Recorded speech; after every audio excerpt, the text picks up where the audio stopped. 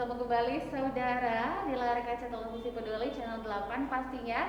Hari ini kami kembali hadir lebih awal pukul 9 untuk menayangkan informasi terkini yang pasti ulasan-ulasan yang menarik yang akan kami suguhkan dalam program talk show persembahan TV Peduli Diskominfo Parepare.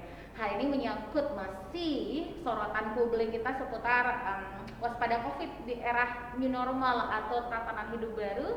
Hadir di studio bersama saya kali ini adalah dokter cantik kita, Ibu Dokter Linda Iriani Raflu. Selamat pagi, Dok. Selamat pagi. Long time no see. Ya. Ketemu lagi ya. Iya. Oke. Beliau adalah Kepala Puskesmas Madising dan Mario ya, Madisina Mario. Oke. Baik, silakan langsung saja, Dok, berikan pencerahan kepada pemirsa di rumah. Tatanan hidup baru ini menarik. Ya. Maaf. Makasih. Assalamualaikum warahmatullahi wabarakatuh. Waalaikumsalam.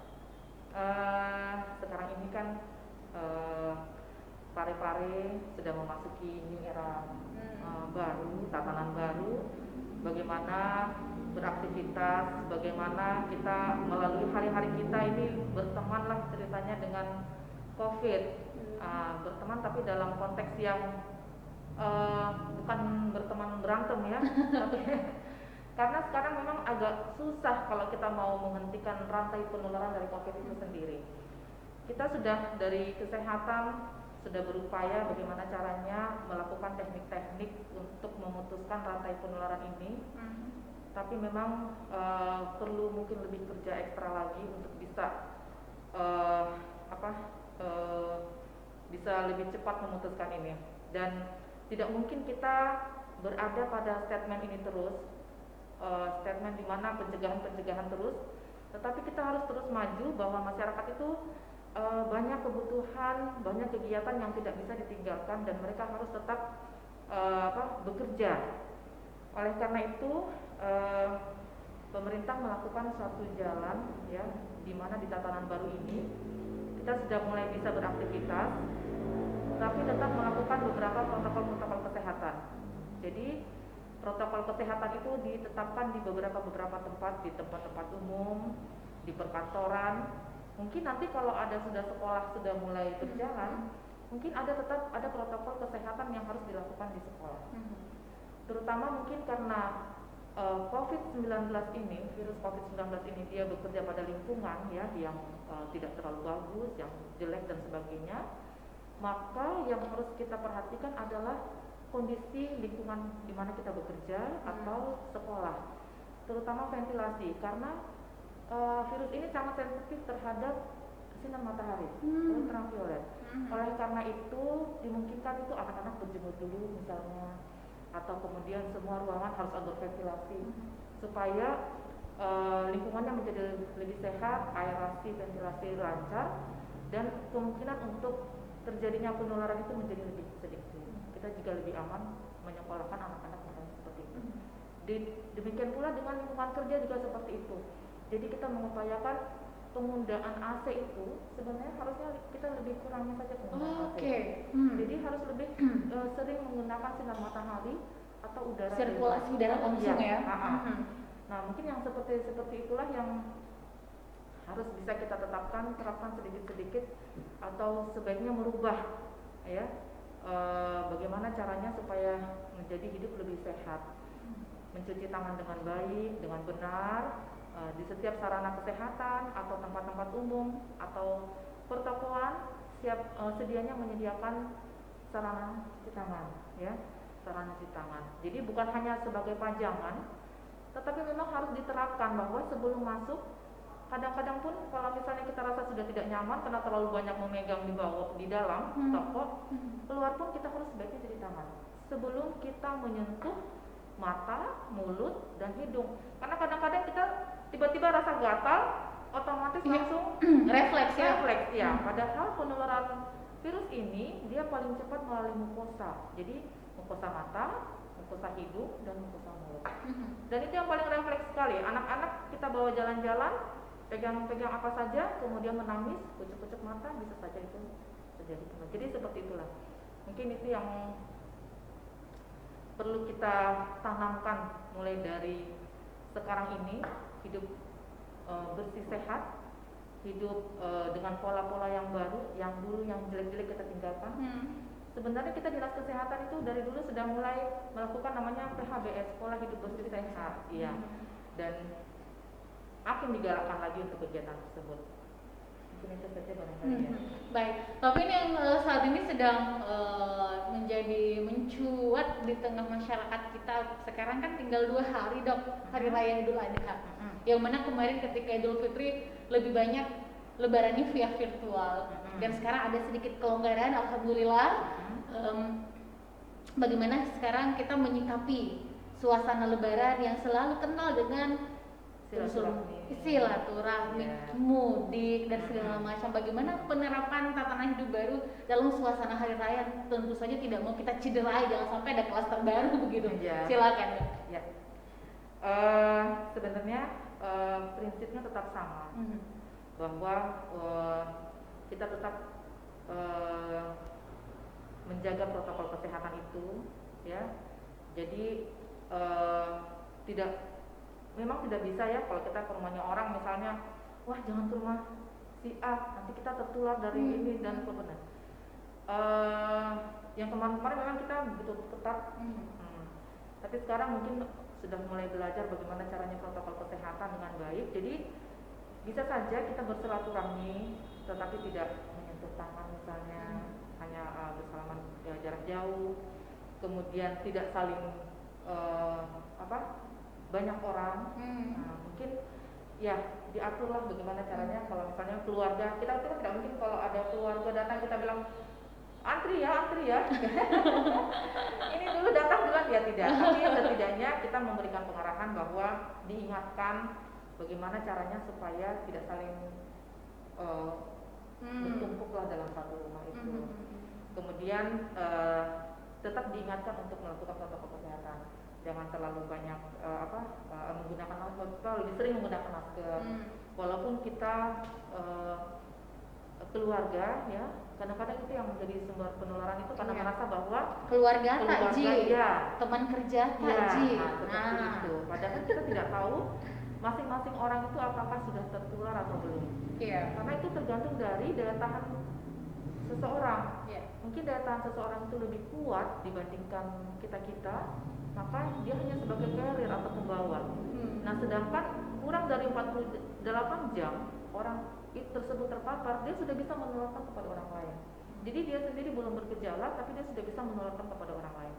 Jadi tetap yang paling utama adalah menjaga kesehatan dan menggunakan masker. Jadi kadang-kadang orang bilang, ada yang mengatakan tidak percaya dengan adanya COVID ini. Tapi laporan menunjukkan bahwa memang ada kasus COVID dan angkanya terus naik ya. meningkat. Sampai saat ini di Parepare kita sudah punya 91 kasus positif. Betul. Dan beberapa sudah sembuh, 78 kasus sudah sembuh dan masih ada dalam beberapa pantauan di rumah sakit di Makassau, di Sumatri, dan ada juga yang melakukan isolasi mandiri, dan ada juga yang dirujuk satu orang. Jadi mau dibilang, karena ada beberapa orang yang mengatakan percaya itu katanya hanya sebagai politik untuk dibesar-besarkan, tapi memang kasusnya ada. Jadi kalau tidak percaya, tetaplah gunakan masker, karena masker itu bukan hanya untuk COVID sebenarnya. Ada beberapa penyakit yang ditularkan oleh droplet, ya, udara dan sebagainya, dan itu juga melindungi kita, bukan hanya dari COVID. Misalnya TBC itu kan ditularkan juga melalui droplet infection. Jadi kalau tidak percaya COVID, tapi tetap menggunakan masker. Iya, betul. Jadi sekali lagi kita lagi bahwa untuk total positif terkonfirmasi di Parepare 91 orang seperti dikatakan dokter, dan berhasil sembuh 78 orang, dan masih ada dalam pantauan ya seperti itu. Tapi baik, seperti ini dok, salah satu yang tidak bisa dihindari juga menjelang hari raya. Mungkin ini tadi kita bahasakan ketika hari rayanya, hari hanya gitu. Menjelang hari raya pasti banyak, mau tidak mau, penumpukan massa tidak bisa dihindari. Pasar contohnya, tempat pusat perbelanjaan. Nah, bagaimana kemudian kita nih sebagai warga masyarakat, meskipun sebenarnya mungkin tempat cuci tangan cuma disediakan 1, 2, paling banyak 3, tapi kan kalau dalam penumpukan orang yang tiba-tiba banyak gitu kan, ini kan tidak bisa dihindari. Bagaimana paling tidak aku melindungi kamu, kamu melindungi aku, paling tidak begitu. Silakan. Ya. Memang untuk momen-momen seperti ini agak susah ya. Namanya saja mau lebaran, semuanya, apalagi namanya pasar. Nah, memang ini dibutuhkan kerja ekstra dari pengelola pasar. Bagaimana caranya mengantisipasi supaya tidak tertular. Tapi sebagai diri kita, kalau kita mau supaya kita lebih sehat, lebih aman untuk kita, mungkin jangan terlalu ke tempat yang terlalu banyak. Misalnya ke tempat daging. Pada saat itu memang lagi banyak-banyaknya orang di daging, kita mencarilah tempat yang lain lebih masanya lebih sedikit. Ya, lebih sedikit. Kemudian tetap menggunakan masker. Kemudian jangan terlalu banyak menyentuh barang yang ada di pasar. Kalau yang di toko-toko itu biasanya saya lihat sudah ada pengaturan jumlah pengunjung. Seperti misalnya di beberapa toko besar di Parepare, mereka sudah melakukan pembatasan pengunjung. Misalnya hanya 25 orang atau sekian orang yang boleh masuk ke dalam toko. Ya, ini menghindari membeludaknya masyarakat di menjelang Lebaran ini. Jadi setelah kita ke pasar misalnya ya, menggunakan masker, sampai di rumah itu kita ganti pakaian ya, langsung dicuci, kemudian kita mandi, dan setelah itu baru kita bisa bercengkrama dengan keluarga. Jadi jangan dari pasar kemudian langsung bercengkrama dengan anak-anak di rumah, itu resikonya sangat tinggi. Jadi kalau kita dari tempat keramaian, sebaiknya hal-hal itu kita lakukan ya. Jadi mungkin ada satu keranjang di depan pintu, jadi pakaian dilepaskan di situ, kemudian pergi mandi, baru kita bercengkrama dengan anak-anak, karena yang berisiko juga anak-anak dan orang tua yang ada di terutama ya, orang-orang lanjut usia. Gini, beban new normal atau era adaptasi baru ini justru kalau saya pribadi Dok ya, justru jauh lebih waspada. Saya malah lebih senang situasi kemarin yang jelas-jelas ketat banget dan orang ngeh gitu. Sekarang kan normal, dan saya kira bukan lagi new normal untuk sebagian orang, benar-benar kembali pada situasi yang tidak pernah terjadi apa-apa. Iya, benar. Dan mungkin di sini ada beberapa pola-pola atau mekanisme baru selain tadi pasar, karena memang ini momennya pas ya, karena mau Lebaran. Mungkin salah satu juga yang sekarang sudah mulai aktif dan produktivitasnya juga sudah mulai meningkat, itu perkantoran. Nah, kantor, kemudian rumah makan, warung, seperti itu, dan salah satu adalah transportasi massal. Nah, bagaimana kemudian kita menyikapi, tapi tetap, karena sebagian teman-teman yang mungkin masih aktif menggunakan transportasi atau angkutan umum ini kan masih banyak. Bagaimana sebenarnya protokol kesehatan, apakah sama saja seperti dikatakan tadi atau ada penerapan khusus? Intinya itu kalau kita menggunakan angkutan khusus, karena banyak sekali kemungkinan kalau angkutan khusus ya, kita tidak bisa berjauhan dengan orang di sebelah kita. Pasti ya. Jadi bisa saja dari orang sebelah yang kita tidak tahu apakah dia kontak erat dengan pasien, kemudian kontak dengan barang-barang yang ada di dalam angkutan, kemudian apakah ada orang berbicara, kemudian ada dropletnya di sekitar situ. Jadi kita sangat-sangat betul-betul memperhatikan sekali kalau kita berada di dalam angkutan umum. Nah, yang terutama yang paling penting itu tetap kita menggunakan masker. Begitu sampai di tempat tujuan, kita tetap langsung mencuci tangan atau menggunakan hand sanitizer. Jadi itu mengurangi resiko ya. Mungkin kita tidak tahu, memang ada barangkali di baju kita dan sebagainya. Makanya di dalam perkantoran pun dianjurkan tetap menggunakan masker. Ya, tetap menggunakan masker, kemudian dengan teman dan sebagainya tetap berbicara menggunakan masker. Nah, seperti itu kayaknya. Oke, baik. Nah, ini saudara misalnya perbincangan dari kita seputar bagaimana menyikapi era adaptasi baru atau new normal. Selepas jeda saya masih akan segera kembali.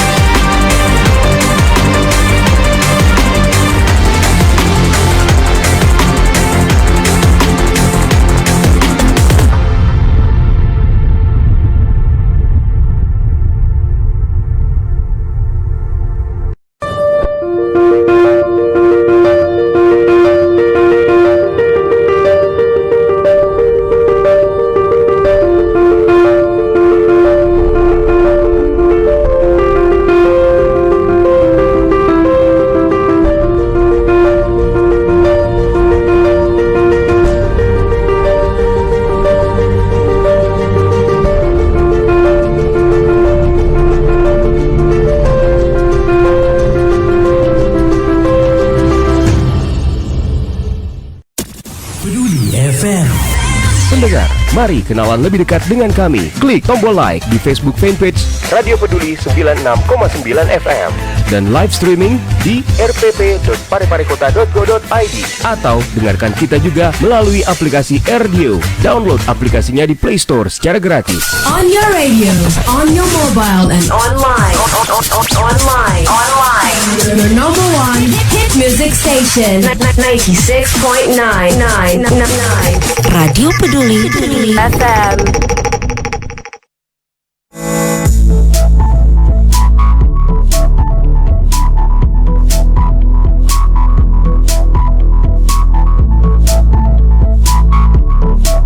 Selamat pagi dokter. Pagi, assalamualaikum warahmatullahi wabarakatuh. Selamat bersama saya Dokter Danang dari SPD.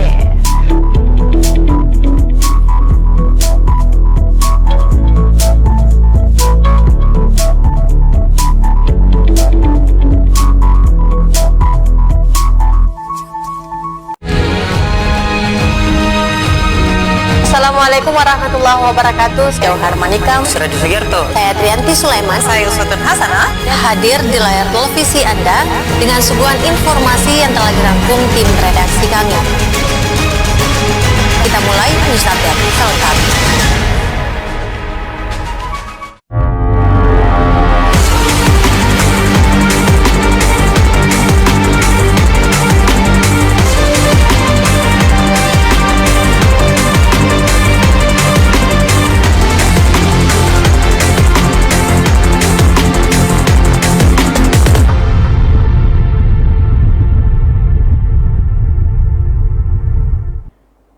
Baik saudara, dan masih bersama kami. Bagaimana kemudian tema hari ini mungkin memang sudah sering sekali kita perbincangkan dan juga di media-media pun sudah menjadi sebuah konsumsi yang saya kira bukan hal ajaib lagi kalau kita ngomongin soal COVID dan soal new normal. Tapi ini kita sharing aja nih dok ya, bagaimana kemudian kita membijaksanai situasi ini karena memang banyak pola-pola yang akhirnya mau tidak mau harus berubah. Orang tua juga harus menjadi guru di rumah, karena dampak yang ditimbulkan kemudian dari sosial, kemudian pendidikan kita. Nah, bagaimana dokter melihat itu? Kita sikap ini secara bijaksana demikian. Silakan. Ya, jadi sekarang itu memang yang lagi up to date itu adalah orang tua menjadi guru sekaligus ya. Jadi kalau misalnya anaknya 3, 4 harus menjadi guru untuk ketiga anaknya, yang kelas 1, kelas 2, kelas 3. Dan sekarang karena pembelajaran online dan menggunakan Android juga semuanya, akhirnya rebutan ya. Pagi-pagi harus membenahi dulu anak-anak belajar online, kemudian pekerjaan yang lain, belum lagi kalau yang satu minta dilihatkan tugasnya yang ini, yang satu juga menuntut yang satu pekerjaannya, pekerjaan rumahnya, yang satu lagi minta juga dilihatkan. Akhirnya mungkin sekarang dampaknya pada ibu-ibu pada emosional semua ya. Jadi mungkin justru mau ke rumah sakit bukan karena gejala COVID tapi hipertensi. Stres juga ya, stres dan hipertensi. Jadi ibu-ibu sekarang tuh kayaknya semuanya statusnya emosi semua ya gara-gara anak sekolah. Jadi sebenarnya memang ini salah satu dampak dari pembelajaran di rumah ya online itu, bahwa memang sangat beresiko kalau kita membawa anak-anak ke sekolah, karena anak-anak itu kan agak susah untuk diberitahu, apalagi anak-anak yang TK, yang SD kelas 1. Mungkin nanti, wah ini maskernya cantik, bisa saya lihat dulu misalnya seperti itu ya. Jadi itu memang sangat beresiko. Yang paling aman memang sekarang adalah sekolah ini online seperti sekarang ini, daring ya. Jadi di sini dituntut memang orang tua lebih bijaksana dalam menangani anak-anak di rumah. Jangan menyerah ya, jangan menyerah, karena memang kalau kita menyerah, kasihan anak-anak ya, karena anak-anak itu memang perlu bimbingan. Mereka selama di rumah itu perlu bimbingan, dan saya rasa juga gurunya tidak akan lepas tangan. Kita mungkin diberi kebebasan untuk bertanya kepada gurunya apa yang dimaksud dengan tugas ini, apa yang dimaksud dengan tugas itu. Jadi mungkin di sini yang terjadi adalah hubungan yang lebih dekat antara orang tua dengan guru ya, karena di sini juga terbina komunikasi. Mungkin yang selama ini guru-guru saja dengan anak-anak tanpa konfirmasi, tidak ada komunikasi dengan orang tua. Tapi setelah kejadian ini mungkin saja orang tua lebih komunikasi dengan guru mengenai tugas-tugas anak-anak, dan mungkin diminta guru juga lebih bisa mengajarkan mungkin ya kepada ibu-ibu di rumah yang mungkin yang sudah kelamaan menjadi ibu rumah tangga ya, sudah lama tidak menjadi guru, untuk menjadi lebih guru pelan-pelan ya, bagaimana caranya seperti ini, bagaimana ini, dan kalau bisa juga memang tugasnya jangan susah-susah kali ya. Sebenarnya kalau saya pribadi dok ya, sebenarnya kalau dibilang susah, tidak susah sama sekali. Yang menjadi halangan adalah karena ini adalah perdana kita menggunakan sistem daring dan sistem IT, dan yang jadi kendala di masyarakat kita adalah kemampuan dalam ber-IT tidak sama. Akses juga tidak setara gitu. Jadi jadi kalau ibu-ibu yang mungkin bisa menganalisa, oh iya ini gini maksudnya. Waktu yang sekarang ini kan udah banyak ibu-ibu yang sudah menjadi ibu rumah tangga lama, walaupun mungkin pendidikannya tinggi, tapi karena tidak bekerja dan tinggal di rumah, harus menganalisa kembali ya. Dan biasa kadang-kadang orang tua agak emosi, waktu mama dulu begini caranya. Betul. Sekarang pun sudah berbeda caranya. Jadi ya memang ini perlu mesti komunikasi yang lebih bagus mungkin antara guru dan orang tua. Iya, Ya. apalagi memang apalagi sekarang pelajaran SD itu beda sekali dengan zaman kita. Sekarang ada tematik yang memang dia ilmu serapan dari berbagai, dulu kita bidang studinya kan terpisah-pisah ya, gabung, dan memang kalau kita punya logika sederhana enggak nyampe kayaknya. Dulu kalau wah ini mama enggak begini dulu kita dengan ini jadi jawabannya ini. Bukan mama, ini jawabannya. Waduh, gimana caranya ini enggak nyambung. Anak dengan orang tua aja udah enggak nyambung karena anak tahu, cuman dia tidak bisa menjelaskan masuk ke dalam soalnya. Kita orang tua tahu tapi metodenya udah nggak sama. Jadi ya memang harus, itulah new normal. Ya, itulah new normal sekarang. Harus lebih menahan emosi ya dan stres ya. Karena memang pada prinsipnya sekarang ada beberapa, selain daripada COVID-19 tuh, kayak ada beberapa penyakit yang justru menurut saya setelah COVID malah kesampingkan, padahal sebenarnya ini juga cukup mengancam, seperti penyakit malaria, penyakit demam berdarah, ISPA, yang sebenarnya kadang-kadang orang tidak bisa menelaah atau menyekatnya lebih. Jangan-jangan kan orang sekarang curiga satu sama lain. Nah, silakan dan sikapi seputar penyakit-penyakit lain yang kemungkinan muncul di situasi sekarang ini. Iya. Jadi memang ada beberapa penyakit. Jadi tidak semua batuk beringus itu kita langsung hubungkan dengan COVID ya. Ada beberapa penyakit yang memang gejalanya adalah batuk seperti ISPA itu. Cuman memang deket-deket dengan COVID. Kalau misalnya dia ada gangguan dan sebagainya bisa berhubungan dengan COVID. Cuma dia kalau memang murni ISPA, karena kan sekarang batuk beringus itu ya, kalau misalnya sudah lama dan ada menyebabkan infeksi, biasa kita kategorikan sebagai ISPA. Orang sekarang batuk saja orang begitu curiga sekali kalau orang batuk ya. Dulu kita bersin saja. Sekarang orang bersin aja. Malah bersinnya sembunyi-sembunyi. Balik semuanya orang kalau kita bersin. Nah, jadi ini sebenarnya parameter juga bahwa orang sekarang sudah waspada dengan yang namanya seperti itu. Jadi di era sekarang ini yang matahari ada, tiba-tiba hujan, kemudian tinggi lagi matahari, itu menyebabkan telur-telur nyamuk Aedes aegypti untuk demam berdarah itu cepat sekali menetas. Jadi di samping adanya COVID, kita juga tetap harus waspada, ada yang namanya DBD, demam berdarah. Dan ini biasanya agak karena kurang dibicarakan, artinya tidak muncul. Tapi sebenarnya kalau kita lebih fokus lagi, mungkin ada beberapa kasus. Tapi sekarang ini orang fokus ke COVID. Karena itu diminta kepada masyarakat untuk menimbun semua barang-barang yang berhubungan dengan penampung air. Ya, jadi kayak ban-ban. Sekarang lagi musim pot-pot bunga ya, di mana-mana ada bunga-bunga. Dan di bawah piringnya itu ada genangan air. Ya, sebisa mungkin genangan air itu dikembalikan ke potnya. Ya, jangan menggenang berhari-hari seperti itu, karena itu merupakan sumber dari demam berdarah, telur ya. Jadi nyamuk itu bertelur, kemudian karena cuaca yang mendung panas, akhirnya dia cepat menetas dan itu bisa menjadi sumber dari nyamuk Aedes aegypti. Hati-hati saja. Oke. Nah, ini juga penting sekali karena sekarang lagi musim bunga-bunga seperti dikatakan dokter ya. Jadi penting untuk kita untuk tidak mengikuti dulu tanpa mengetahui kaidah. Gak apa-apa sih kalau emang sudah paham betul karena bunga-bunga itu cantik banget kelihatan. Dokter punya? Punya lah.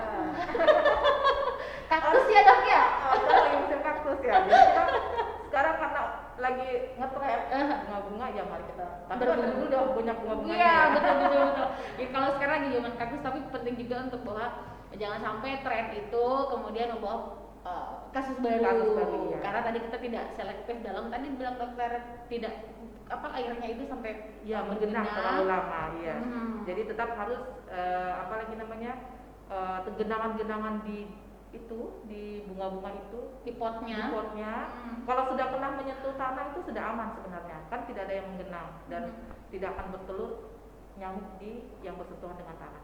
Itu saja yang di bawahnya, supaya tidak kena lantai, yang tidak punya halaman mungkin atau di teras, mereka menggunakan penampungan di bawahnya supaya tidak merembes airnya. Nah itu begitu sudah sampai agak kering bunganya, dituang kembali airnya supaya tidak terjadi genangan di piringnya. Oke, nah sekarang sebenarnya semua penyakit sih ada obatnya, bahkan konon kabarnya juga COVID orang para researcher atau para peneliti sedang bergiat untuk mencari vaksin, bagaimana metode untuk menuntaskan ini. Yang paling susah ini di tengah situasi kegawat daruratan yang saya anggap agak susah obatnya kalau galau. Ya, mau ngapain nih galau nih?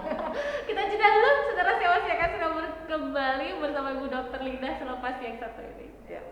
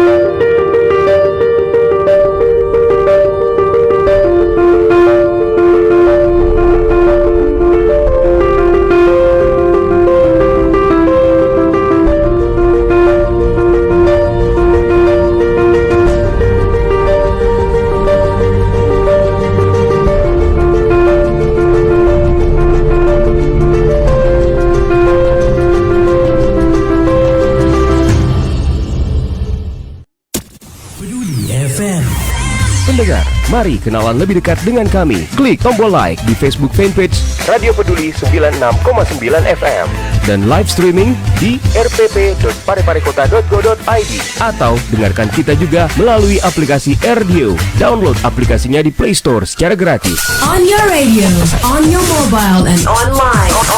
Online. Your number one hit music station. 96.9. Radio Peduli FM.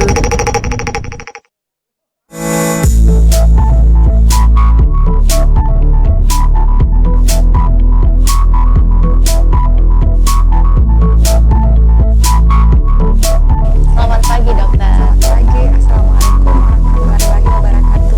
Hadir bersama saya Dokter Danang dari SPBS.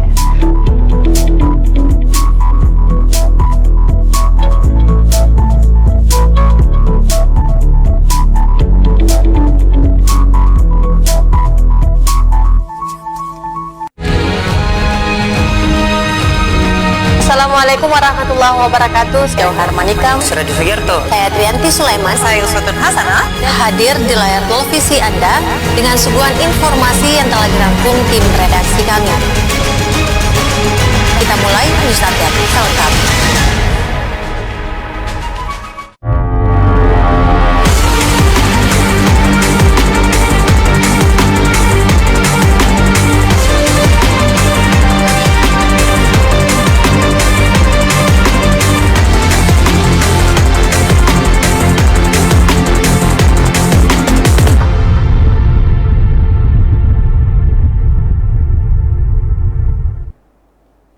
Baik saudara pemirsa, 46 menit bergeser dari pukul 9 pagi ini kita sampai di segmen terakhir. Baik, kembali lagi dengan tema kita. Kalau saya bukan lagi waspada COVID di era new normal, tapi bagaimana kita kemudian dampaknya ini bisa kita minimalisir kalau untuk unsur negatifnya gitu ya.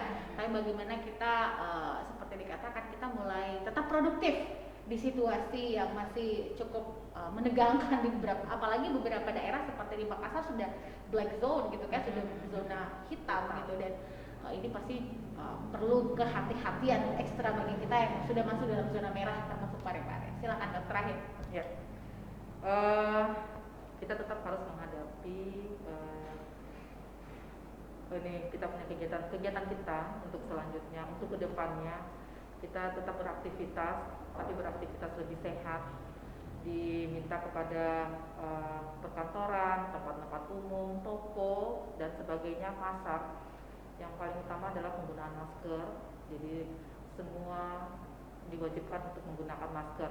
Memasuki suatu tempat, memasuki suatu wilayah, pasar, menggunakan masker. Memasuki perkantoran, kita diupayakan harus mencuci tangan dahulu sebelum masuk atau menggunakan hand sanitizer. Kemudian menjaga jarak antara kita dengan teman, dengan siapa saja, kurang lebih 1 meter, karena dropletnya bisa mencapai seperti itu, kurang dari 1 meter. Jadi kita mengupayakan supaya jangan terlalu berdekatan atau berkerumun di suatu tempat. Kalaupun harus berkerumun, diharapkan tidak sampai berdempet-dempetan, ya, dan tetap menggunakan masker. Yang perlu diingat adalah tetap protokol kesehatan, bagaimana etika batuk, bagaimana etika bersin, ya, tidak menggunakan telapak tangan, tapi kita menggunakan siku, ya, atau menggunakan tisu, ya, atau sarung tangan, tisu mungkin, ya. Jadi kita begitu dibatuk dan sebagainya, kita langsung buang, dan buanglah di tempat sampah, jangan di sembarang tempat. Tidak meludah di sembarang tempat, ya, karena itu merupakan faktor yang sangat beresiko, ya, bila meludah di sembarang tempat. Kemudian juga jaga kebersihan lingkungan, karena bertahannya virus itu di suatu tempat itu dipengaruhi oleh permukaan, ya, permukaan dan lingkungannya, ya. Misalnya di kardus dia bisa sampai kurang dari 24 jam. Kemudian di pegangan itu, ya, pegangan stainless steel itu dia bisa Handle pintu, ya. Handle pintu itu bisa sampai kurang dari 72 jam, ya, 3 hari kurang lebih. Dia bisa bertahan kalau misalnya tidak dilakukan pembersihan lebih sering. Jadi yang seperti itulah yang mungkin harus kita galakkan dalam waktu sekarang ini menghadapi new normal. Oke, iya. Ini juga penting sedikit menambahkan, Dok, juga mengingatkan pemirsa di rumah untuk jujur saat pemeriksaan. Ini penting sekali, karena jikalau Anda tidak jujur, bukan hanya berdampak ke diri Anda, tapi juga tenaga medis yang memeriksa kita, gitu. Jadi kalau emang termasuk jujur tentang riwayat perjalanan.